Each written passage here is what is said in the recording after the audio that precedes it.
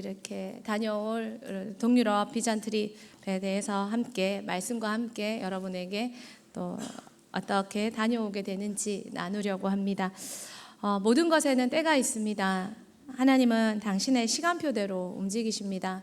우리는 좀 빨리 움직이셨으면 좋겠고 속히 일하셨으면 좋겠는데 하나님은 당신의 시간표대로 우리를 움직이게 하시는 건 아닙니다. 하지만 인간이 그의 선택에 따라 움직이는 역사를 하나님의 당신의 계획 위에 올려두셨습니다. 우리가 하나님을 조정할 수 없는 이유가 거기에 있습니다. 하나님은 당신의 뜻에 따라 당신의 계획을 수행하고 계십니다. 성경에서는 하나님께서 점진적 계시라는 방법을 통해서 조금씩 당신의 뜻을 우리를 통해 이루어내시는 모습을 볼 수 있습니다. 너무 급하게 또는 너무 늦게 행하시지도 않고 정확한 타이밍에 가장 완벽한 시간표대로 하나님의 역사를 이루고 계십니다. 전도서 3장 11절에 같이 읽겠습니다. 하나님이 모든 것을 지으시되 때를 따라 아름답게 하셨고 또 사람들에게는 영원을 사모하는 마음을 주셨느니라. 그러나 하나님이 하시는 일의 시종을 사람으로 측량할 수 없게 하셨도다. 하나님께서 때를 따라 하나님은 때에 맞게 일하시는 분이십니다. 그리고 때에 맞게 우리에게 영원을 사모하는 마음을 주셨습니다. 가장 중요하고 본질적인 하나님의 계획은 예수 그리스도입니다. 구속사입니다. 예수 그리스도를 통해 우리를 구원하시는 전 인류를 향한 하나님의 계획, 구원의 계획입니다. 먼저 구속의 역사를 함께 보겠습니다. 읽었던 대로 갈라디아서 4장 5절 6절에 때가 참에 하나님이 아들을 보내사 여자에게 나게 하시니 율법 아래 있는 자들을 속량하시고 우리로 아들의 명분을 얻게 하려 하심이라. 때가 참에 아들을 보내사 그리스도의 나심과 오심 그리고 죽으심과 부활 그리고 다시 오심, 그것은 하나님의 완벽한 계획 속에 이루어지는 것입니다. 아담의 범죄로 하나님은 예수 그리스도를 보내셨습니다. 그런데 아담은 분명 창세기 3장에서 에덴 동산에서 선악과를 먹었습니다. 그리고 하나님은 그 선악과에 대한 약속으로 가죽옷을 쥐어 입히셨습니다. 창세기 3장 21절 말씀 같이 보겠습니다. 여호와 하나님이 아담과 그의 아내를 위하여 가죽옷을 지어 입히시니라. 하나님은 가죽옷을 지어 입히시면서 아담과 하와의 잘못된 선택이 어떤 결과를 낳을지 아셨습니다. 그런데 그때로부터 예수 그리스도가 탄생하기까지 정확하게 알 수 없지만 그 수천 년의 시간을 하나님은 기다리셨습니다. 그리고 때가 참에 누가복음 2장 11절 말씀 같이 읽겠습니다. 오늘 다윗의 동네에 너희를 위하여 구주가 나셨으니 곧 그리스도 주시니라. 우리는 하나님 가죽옷을 지어 입혀주신 것은 감사한데 예수 그리스도를 보내주신 것도 감사한데 그것이 왜 그 긴 세월의 구약의 말라기까지 지나 중간 침묵기를 지나서 왜 그렇게 신약에 이르러서 수천 년 동안 그렇게 지속되어 기다리게 하셨느냐는 것입니다. 다윗의 동네에 예수가 오시기까지 하나님은 구약의 시간을 기다리셨습니다. 인간의 역사가 무르익을 때까지 그들의 믿음이 자라고 예수님의 오심이 인류 역사가 준비될 때까지 인간의 믿음이 준비될 때까지 하나님은 그 때를 준비하고 계셨습니다. 그리고 우리가 잘 아는 대로 예수님은 분명히 이 땅에 약속대로 오셨습니다. 그리고 우리는 부활하시고 하나님 승천하셔서 하나님 우편에서 지금도 저와 여러분을 위해서 중보하고 계신 그 예수님을 지금 여러분과 저는 기다리고 있습니다. 계시록 22장 20절 말씀입니다. 이것들을 증언하신 이가 이르시되 내가 진실로 속히 오리라 하시거늘 아멘. 주 예수여 오시옵소서. 분명히 약속하셨습니다. 내가 진실로 속히 오리라. 그러나 그 속히라는 시간이 하나님적인 개념이었다는 것입니다. 초대교회 성도들은 정말 많은 로마의 시대에 핍박을 당하며 죽어가며 속히 오시리라는 그 약속을 하나 붙잡고 견뎠습니다. 그 속히는 아직까지 우리의 삶에 이루어지지 않았습니다. 그러나 하나님이 속히라고 하신다면 지금 이 시대를 살고 있는 저와 여러분은 속히라는 단어를 믿고 이제 곧 오실 것을 믿고 임박하게 오실 예수님을 기다리며 준비해야 합니다. 예수님이 도적같이 그날에 이를 때 준비되지 못하면 하나님께 신랑 되신 예수를 맞이할 수 없기 때문입니다. 구속사가 이렇게 예수 그리스도로 진행되는 동안 두 번째로 인간의 역사도 진행되고 있습니다. 예수 그리스도가 오심은 인간의 역사 속으로 하나님이 개입하신 것입니다. 들어오신 것입니다. 그리고 예수님이 다시 오실 것을 하나님 때에 기다리면서 인간의 역사도 점진적으로 진행되고 있습니다. 인류의 역사를 보고 있으면 하나님께서 당신의 계획을 어떻게 진행해 오셨는지 조금은 거시적인 안목으로 볼 수 있습니다. 우리의 눈에는 바다의 길이 보이지 않습니다. 그러나 배를 모는 선장의 눈에는 해도를 점검하면서 바다의 길을 보며 그 바다의 길을 찾아 목적지까지 다다릅니다. 역사도 우리 눈에는 잘 알 수 없고 현재를 사는 동안은 알 수 없지만 지나온 시간을 돌아보면 분명 하나님 일하신 흔적을 알 수 있습니다. 많은 여행이 있습니다. 지친 몸을 쉬러 갈 수도 있고 또 좋은 것들을 구경할 수도 있습니다. 그러나 특별히 아이들과 함께하는 역사 여행은 참 하나님의 역사 속에 일하심을 볼 수 있는 큰 안목을 배울 수 있는 좋은 시간이 됩니다. 하나님이 선명하게 성경에 계시는 하나님이 역사 속에서 어떻게 일하셨고 또 그 역사가 지금 그리고 이후에는 어떻게 이루어질지를 말해주시고 경험할 수 있는 것이 역사를 통한 여행인 것 같습니다. 이번에는 먼저 유대의 패망과 건국을 잠시 보려 합니다. 이스라엘이라는 나라는 우리가 인정하든 인정하지 않든 특별한 나라입니다. 특별한 역사, 특별한 능력, 특별한 상황, 지금 많은 이슬람 국가들에게 둘러싸여서 지금도 영토의 위협을 받으면서 나라의 존재를 부인하는 주변국들과 전쟁을 치르고 어려운 상황을 맞고 있습니다. 그러나 분명 이스라엘은 특별한 사명을 가진 나라입니다. 이스라엘의 복음이 전파될 때까지 하나님은 그때까지 하나님의 역사를 이루고 계십니다. 이스라엘을 세우시고 이스라엘을 통해 하나님은 구약시대 당신이 어떤 하나님이고 어떤 왕이신지 드러내 보여주셨습니다. 그런 이스라엘이 신약에 와서 망했습니다.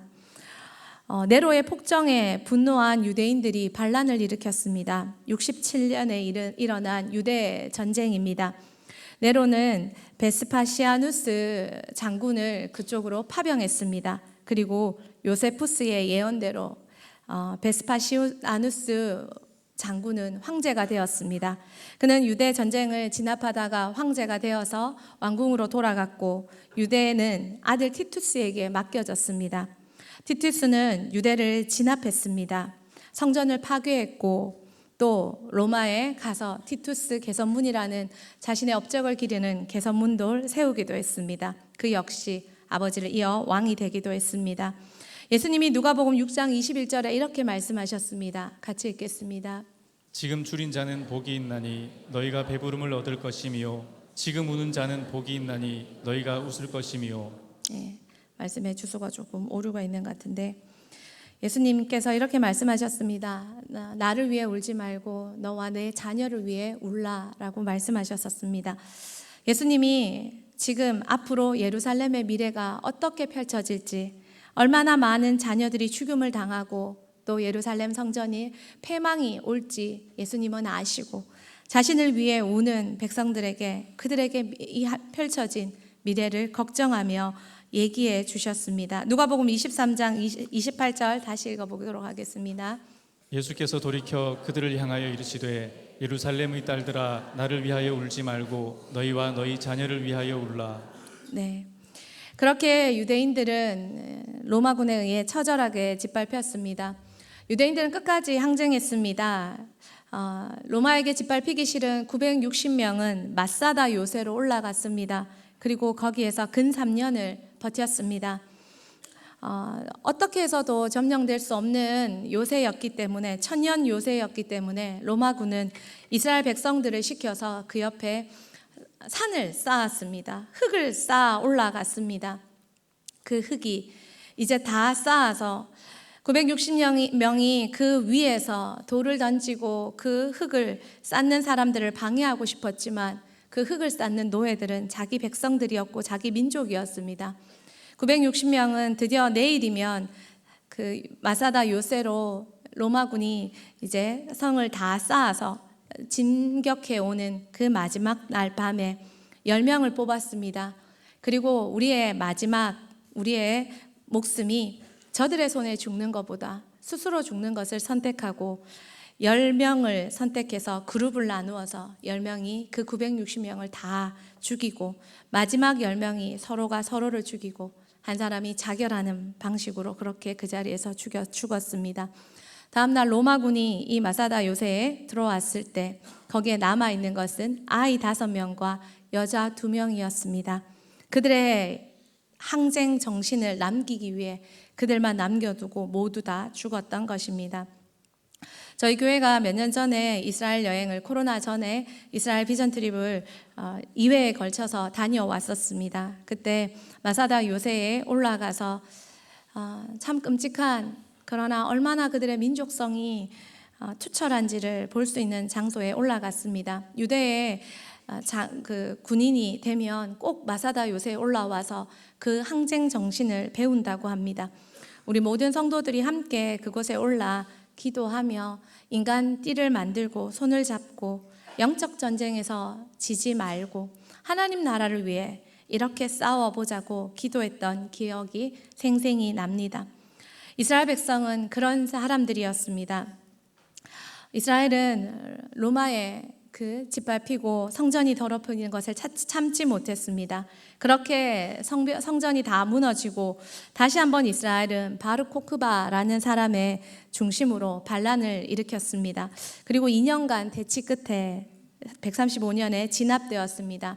분노한 로마 황제는 유대인 58만 명을 다 죽였습니다. 그리고 생존한 사람은 추방하거나 노예로 팔아버렸습니다. 유대인들이 다시는 이 땅에 돌아오지 못하도록 만들어버렸습니다. 유대인의 땅은 유대에서 팔레스티나로 그때부터 바뀌기 시작했습니다. 유대인은 아무도 그 땅을 차지하지 못한 백성이 되었습니다. 313년에 콘스탄티누스 황제가 너무 불쌍해서 1년에 딱 한 번 예루살렘을 방문할 수 있도록 허락해 주었습니다. 그러자 그들이 1년에 딱 한 번 돌아와서 70년 티투스 장군 때 파괴된 성전 한 모퉁이 서쪽 벽, 유일하게 남아있는 그 서쪽 벽, 그걸 붙잡고 울었습니다. 울면서 기도했습니다. 그것이 지금도 유대인들이 붙잡고 기도하는 통곡의 벽입니다. 저 뒤에 사람들이 줄 서서 서 있는 저곳이 통곡의 벽입니다. 물론 그 옆에 다시 이제 만들어 놨지만 저 통곡의 벽은 그때 그 당시에 그 벽 그대로요. 지금도 성도들은 만들어진 벽이 아니라 저곳에 가서 나라와 민족을 위해 울며 기도합니다. 그때 갔을 때 검은색 옷을 입은 한 여학생이, 고등학생쯤 보이는 여학생이 그 벽에 서서 울면서, 정말 울면서 눈물을 툭툭 흘리면서 기도하는 모습을 보면서 정말 이들의 신앙이 무엇인가에 대해서 생각해 봤습니다. 그렇게 이스라엘은 1948년 2차 대전 후 나라가 세워지기까지 1900년 동안 세계를 떠다니는 민족이 되었습니다. 히틀러가 게르만족의 우수성을 증명하기 위해 유대인을 말살하려고 유대인들을 참 끔찍하게 죽였습니다. 또 유대인들이 예수를 죽인 원수라는 낙인으로 정말 많은 어려움과 아픔을 당했습니다. 그런데 유대인들은 1900년 동안 그들의 문화와 그들의 언어와 그들의 종교와 그들의 민족성을 지켰습니다. 가족 중심, 회당 중심으로, 성전 중심의 신앙이 회당 중심의 신앙으로 바뀌면서 그들은 철저하게 다음 세대를 지켜나갔습니다. 다음 세대를 지켜나가니까 언어가 지켜졌고 종교가 지켜졌고 민족이 지켜졌습니다. 2차 대전이 끝나고 전 세계는 유대인들에게 너무 미안했습니다. 이번에도 우리 친구들과 함께 홀로코스트를 정말 방문하게 됩니다. 저도 그곳은 처음, 물론 이스라엘에서 가본 홀로코스트도 있었지만 정말 그곳에서 그 현장이 남아있는 그곳에 갈 때 사실 참 무섭습니다. 난징 학살이 이루어졌던 그 곳에 갔을 때, 그 박물관을 갔을 때도 참 역사라는 것이, 인간이라는 것이 얼마나 잔인한가를 느꼈지만 더 그런 곳을 가게 됩니다. 그런 속에서도 유대인이 다음 세대를 지켰을 때 그들의 민족과 언어와 종교를 지킬 수 있었습니다. 우리가 다음 세대에게 예수를 전파하고 복음을 전파하고 신앙을 전파한다면 지금은 2차 대전보다는 더 1900년대보다는 1900년을 지켜온 이스라엘보다는 더 나은 환경이지 않겠습니까? 하나님께서 그 마음이 있다면, 그 열심이 있다면, 그 중심이 있다면 반드시 되게 하실 줄 믿습니다. 독일이 2차 대전에 패망해서 미국, 영국, 프랑스 그리고 소련의 점령을 받았습니다. 미국과 영국과 프랑스는 한 팀이 되어서 서독을 차지했고 또 소련은 동독을 나누었습니다. 나토가 설립되었고 또 서독은 서독대로 총리와 헌법이 세워졌습니다. 분단 국가가 되었습니다. 그리고 1989년 11월에 내무부 장관 대변인이 잘못 알고 잘못된 발언으로 선포해 버렸습니다. 이제 두 국가는 아무 조건 없이 자유롭게 다닐 수 있습니다. 그렇게 잘못된 선포는 그동안 기다려왔던 많은 사람들이, 특별히 독일 동독 사람들이 뛰어나와 그 베를린 장벽을 해머로 무너뜨리고 부수고 뛰어넘고 그런 통일이 이루어지게 되었습니다. 이 통일이 이루어진 데는 라이프니치 성 니콜라이 교회에서 몇 년 전부터 월요일마다 기도회가 일어났습니다. 동독에 있는 사람들의 인권과 또 통일을 위해서 기도하기 시작했습니다. 그리고 그곳에 모여 집회를 열었습니다. 처음에는 1200명, 그런데 점점 숫자가 불어서 7만 명, 나중에는 30만 명까지 모여서 통일과 동독의 인권을 요구하며 보장하라고 요구하며 집회를 열었습니다. 그리고 정말 그들의 기도대로 통일이 이루어졌습니다. 아이들과 함께 이 교회도 방문할 것입니다.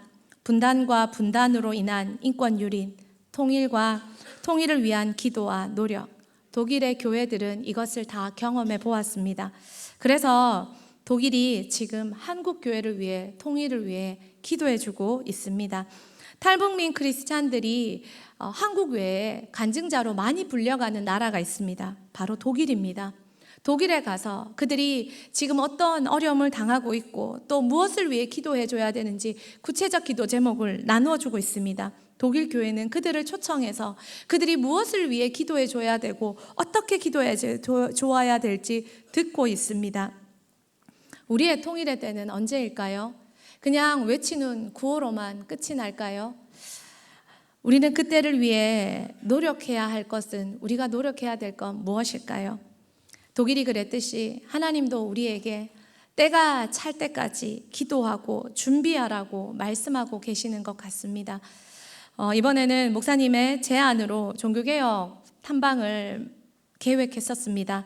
그러나 또한 하나님이 만남의 축복으로 독일의 통일까지 이어져서 통일의 현장과 통일을 위해 기도했던 곳을 방문하며 우리가 무엇을 꿈꾸고 준비해야 되는가까지 열어주시는 은혜를 누리게 되었습니다. 지금 우리는 다 알지 못합니다. 그리고 그냥 배부른 외침 같은 느낌이 들 때도 있습니다. 하지만 그렇게 외치며 기도해 왔습니다. 그리고 또 우리에게 보게 하시는 상황을 맞게 됩니다. 하나님의 큰 뜻이 무엇인가 생각하게 됩니다. 두 번째는 종교개혁의 때입니다.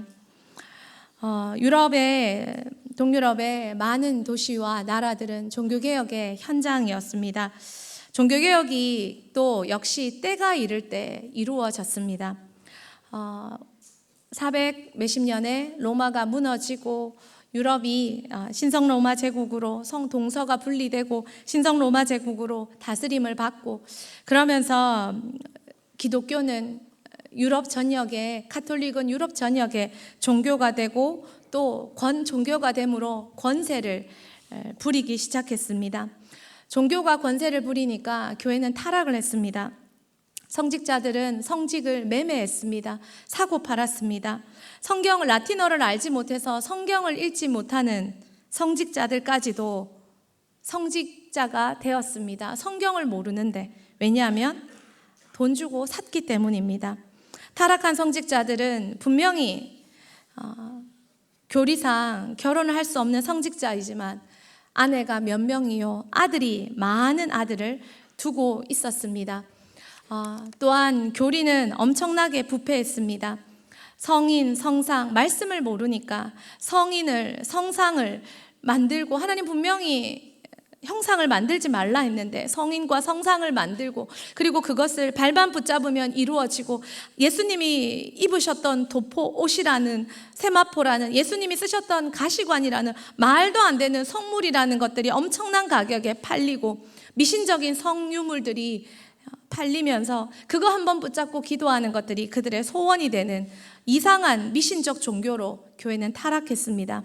그리고 죽은 자들이 천국과 지옥으로 바로 가는 것이 아니라 연옥에 머무르면서 자신을 정화한 후에 다시 천국으로, 지옥으로 간다는 연옥설에, 구원을 돈 주고 살 수 있다는 면죄부에, 그리고 급기야는 교황 무오류설, 교황이 되어서 교황으로 결정을 내리면 교황은 신앙적으로, 도덕적으로 어떠한 그 결정에 대한 오류도 찾을 수 없다는 그런 말도 안 되는 교리들이 전 세계에 횡행했습니다.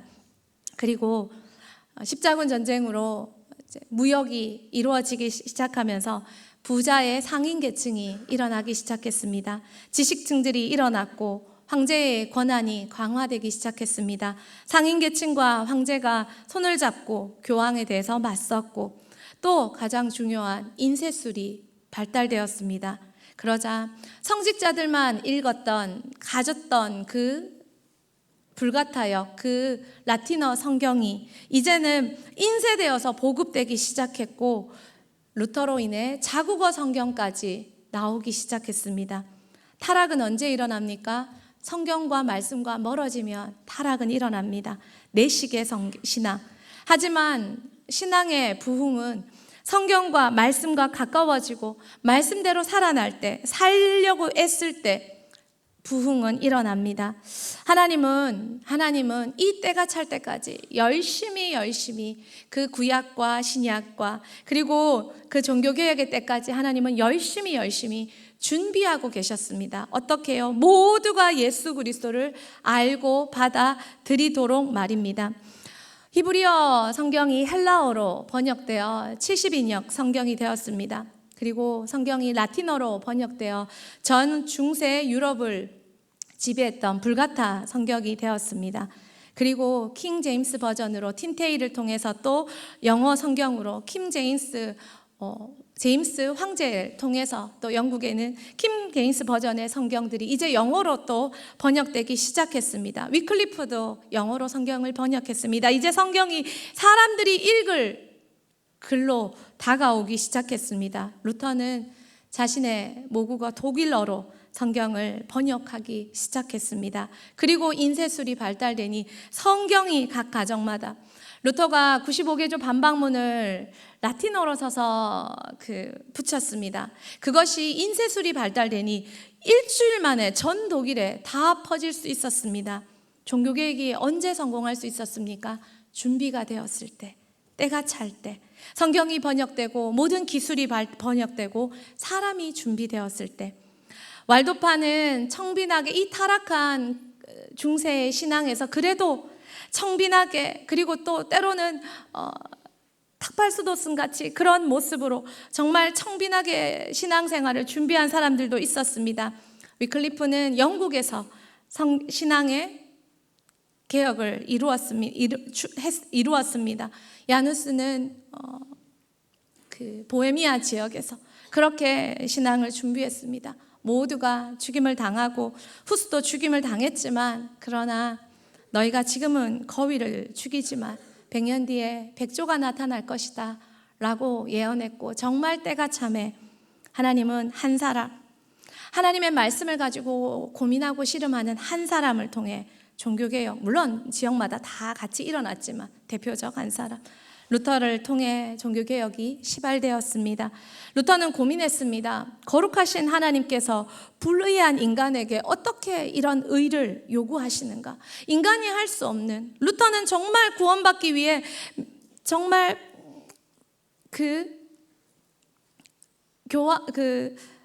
신부님에게 그 고해성사를 하며 정말 시키는 대로 무릎으로 계단을 오르고 정말 많은 기도문을 외우고 자신을 정말 이렇게 포복절도하며 정말 열심히 기도했지만, 그렇게 해도 자신의 마음에 있는 죄들이 사라지지 않는 고통을 당했습니다. 그러면서 정말 질문했습니다. 거룩하신 하나님께서 불의한 인간에게 어떻게 이렇게 채울 수 없는 의를 요구하시는가? 그리고 카톨릭의 해법은 면죄부였습니다. 돈 주고 살아. 돈 주고 살아. 헌금함에 동전이 딸랑하고 떨어지는 순간 너의 가족은 연옥에서 천국으로 올라간다.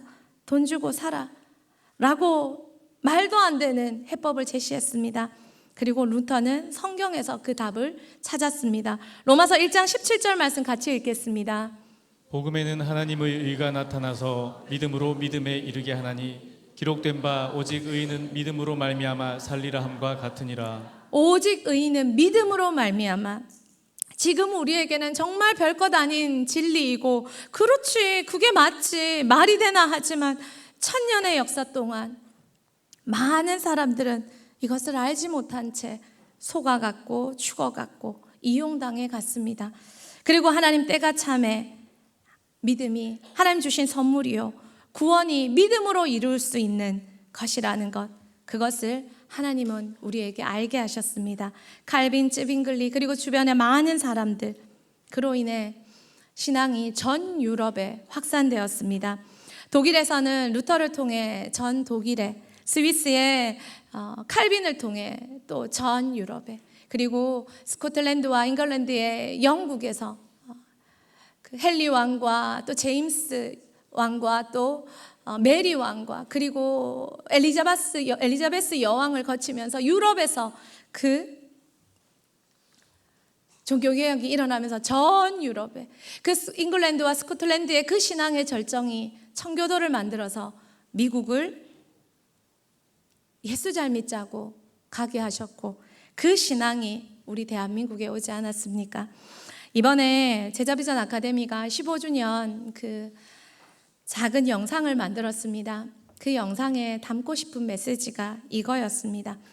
정말 아무것도 아닌 대한민국이라는 작은 나라에 정말 그 귀한 미국의 청년들이 예수 한번 믿고 그 믿음을 가지고 대한민국에 와서 이름 없이 빛 없이 섬기며 죽어 주었습니다. 그 복음 때문에 지금 저와 여러분이 예수 그리스도를 믿고 그 복음 때문에 이렇게 다음 세대를 섬기며 사랑하며 전수하고 있습니다. 그 영상에 보면 일러스트 그림들을 우리 청년들이 다 그려서 만들어 주었습니다. 그리고 정말 참 아직은 많이 부족하지만 정말 최선을 다해 우리가 왜 복음을 받아들였고 다음 세대에게 전하고 있는지, 제자비전 아카데미와 대흥교회의 사명이 뭔지 그렇게 담아보고 싶었습니다. 이 복음의 현장으로 하나님께서 대흥교회 제자비전 아카데미를 보내주십니다. 한 사람, 물론 한 사람, 루터도 있고 칼빈도 있고 많은 이들이 있었지만 하나님 때가 참에 복음을 가지고 성경을 가지고 씨름했던 한 사람, 그 한 사람을 통해 복음의 놀라운 개혁이 일어났습니다. 대한민국에 많은 교회가 있지만 한 교회, 하나님 앞에 다음 세대를 말씀으로 복음으로 세워보겠다는 그 한 교회, 그 교회가 있다면 대한민국이 통일한국이 거룩한 복음의 부흥과 불길로 타오르는 날이 올 줄 믿습니다. 우리의 때입니다. 하나님이 대은교회의 때를 만들어가고 계십니다. 대은교회는 1977년 청년들이 함께 세운 교회입니다. 우리 교회에 처음 만들 때 비전은 부흥과 선교였습니다. 그리고 2대 담임 목사님 정명철 목사님께서 제자도를 그 비전을 붙잡고 제자도를 우리에게 가르쳐 주셨습니다. 예수 따라가고 예수 닮아가고 예수 따라가고 예수 닮아가는 그 사람이 부흥을 이루고 선교를 이루어갑니다. 선교 누가 합니까? 제자가 합니다. 선교 누가 합니까? 교회를 목숨같이 사랑하는 사람이 합니다. 거목은 한 교회에 깊이 오래 한 자리에 깊이 오래 뿌리 내린 나무만이 거목으로 자랄 수 있습니다. 여기저기 옮겨 다니면 뿌리 내릴 시간이 없습니다. 하나님께서 제자도를 통해 그리고 기도를 통해 그리고 한 교회를 목숨 다해 충성하는 그 삶을 통해 우리를 만들어 가고 계십니다. 지금 우리에게 말씀하고 계십니다. 저도 내당교회 그 합창을 할 때 사실 참 번거로운 일이었습니다. 250명을 이동시킨다는 건 쉽지 않은 일이었고 정말 많은 분들이 물심양면으로 함께 해주셔서 되어졌습니다. 그리고 똑같은 애들이 똑같은 곡을 부르는데 우리 애들의 특징은 나가면 잘합니다. 그래서 선생님들이 밖에서 키우자고 얘기를 하십니다. 그 합창을 듣는데 참 눈물이 많이 났습니다. 우리들에게 호소를 하오. 정말 그 말이 호소하는 것처럼 들렸습니다. 하나님께서 대은교회를 통해 하실 일이 뭘까요? 잘 먹고 잘 살라고 이렇게까지 인도해야 하실까요? 하나님께서 우리에게 원하시는 당신의 영광을 위한 목적이 무엇일까요? 그 목적을 이루어 드린다면 하나님은 우리를 끝까지 붙잡고 루터를 세우셨듯 칼빈을 세우셨듯 쯔빙글리를 세우셨듯 얀 후스를 세우셨듯 위클리프를 세우셨듯 말씀에 붙잡힌 그 한 사람이 거대한 중세라는 그 거대한 교황과 교회라는 그 거대한 권위와 역사를 무너뜨린 것처럼 세상이라는 이 오염된 그리고 섞인 모든 관습을 하나님께서 무너뜨릴 수 있지 않을까요? 저의 때는 무엇일까? 나에게 요구하시는 건 무엇일까? 많은 생각을 해봅니다. 전도서 3장 11절 말씀 다시 한번 읽어보도록 하겠습니다. 하나님이 모든 것을 지으시되 때를 따라 아름답게 하셨고 또 사람들에게는 영원을 사모하는 마음을 주셨느니라. 그러나 하나님이 하시는 일의 시종을 사람으로 측량할 수 없게 하셨도다. 사람들에게 영원을 사모하는 마음, 그것은 죄인된 철저하게 100% 죄인된 나에게는 절대 없는 마음입니다. 그렇다면 하나님 부어주신 마음이라면 그 마음을 따라 주신 내게 있게 하신 그 자리에서 배운 대로 충성을 다하는 그것이 내가 하나님 앞에 지금 해야 할 때가 아닐까요? 저희가 다녀올 여행 잠시 살펴보고 말씀을 맺겠습니다. 저희는 6개 나라를 지금 줄친 나라의 도시들을 이렇게 다녀오게 됩니다. 독일, 프랑스, 스위스, 체코, 오스트리아, 폴란드 6개국입니다. 독일 갔다 프랑스 갔다가 스위스 갔다가 독일 갔다가 체코 갔다가 오스트리아 갔다가 폴란드 갔다가 다시 독일 갔다가 한국을 오게 되는 일정입니다. 첫째 날은 독일의 프랑크푸르트에 도착합니다. 그리고 잡니다. 둘째 날은 보름스와 하이델베르크와 또 이렇게 스트라부르크 또 퀼루즈 칼빈과 마틴 부처와 또 성 니콜라 교회와 루터의 흔적이 있는 곳을 가게 됩니다.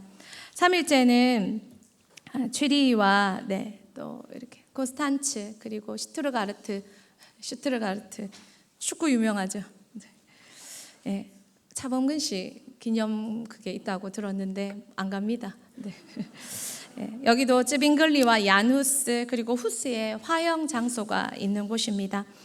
또 넷째 날에는 로텐베르크하고 아이젠하우하고 이렇게 다녀오게 됩니다. 여기도 루터가 성경을 번역했던 바르트부르크 성과 그리고 루터의 행적을 살펴보고 바흐의 흔적도 살펴보게 됩니다. 5일째 날은 95개조 반박문을 붙였던 대학과 또 말씀드린 라이프치히에 있는 성 니콜라 교회를 다녀오게 되고 멜라니톤의 흔적도 살펴보게 됩니다. 여섯째 날은 포츠담 회담이 일어났던 곳이죠. 저기서 이렇게 동서가 나뉘고 우리나라도 저기에서 결정이 되었던 저곳으로 가게 됩니다. 그리고 주일날이어서 베를린 비전 교회에 가서 예배를 저희를 인도해 주시는 선교사님 교회에 가서 예배를 드리게 됩니다. 7일째 날은 모라비아 진첸도르프 백작이 있는 그 흔적으로 가서 또 드레스덴하고 이렇게 그리고 프라하까지 살펴보게 됩니다. 8일째 날은 프라하, 타보르, 잘츠부르크, 얀후스의 흔적을 저희가 배우게 됩니다. 9일째 날은 쉘부른 궁전 비엔나로 들어가게 됩니다. 비엔나는 전 세계에서 가장 살기 좋은 도시, 살고 싶은 도시의 1위에 늘 있는 도시랍니다. 저기에 국회의사당과 전체를 살펴보게 됩니다.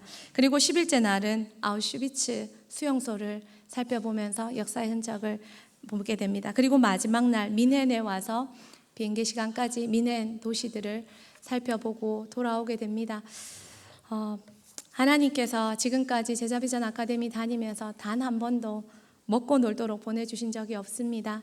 그 마음을 알기 때문에 갈 때마다 기도하며 꿈을 꾸며 섬기며 달려왔습니다. 이번에도 그런 여행이 될 줄 믿습니다. 우리가 밟는 모든 땅 하나님 다스리시고 하나님 가르쳐 주시는 모든 것 다 배우고 싶습니다. 그리고 우리보다 더 가슴 아프실 하나님, 그 하나님의 마음을 좀 더 담아서 한 사람 하나님의 역사를 이 땅에 이룰 한 사람, 그 한 사람이 우리 대흥교회 가운데 특별히 또 여행하는 친구들 가운데 꼭 나타나기를 축복합니다. 우리 같이 한번 기도할까요? 같이 한번 기도했으면 좋겠습니다. 하나님께서 이 친구들에게 특별히 여러분을 대신해서 대표로 다녀옵니다. 먼저 다녀온 기회를 주셔서 감사하고 또 저희들이 가서 죄송합니다. 더 많이 보고 배우고 오겠습니다. 그리고 그 은혜를 나누겠습니다. 안전하게 해주세요. 건강하게 해주세요. 다치지 않게 해주세요. 그리고 무엇보다 인생 바뀌는 여행 되게 하여 주시옵소서. 하나님의 꿈을 꾸고 하나님의 비전을 붙잡고 달려오게 하시고 하나님 우리가 밟은 모든 땅들에 하나님 나라가 선포되게 하시고 대흥교회 지경이 더 많이 넓어지게 하시고 또 이끌어 가시는 또 담임 목사님과 또 선교사님 그리고 섬기시는 모든 선생님들 가운데 영육의 강건함을 더해 주셔서 잘 감당할 수 있도록 축복하여 주시옵소서. 우리 같이 한번 기도하겠습니다.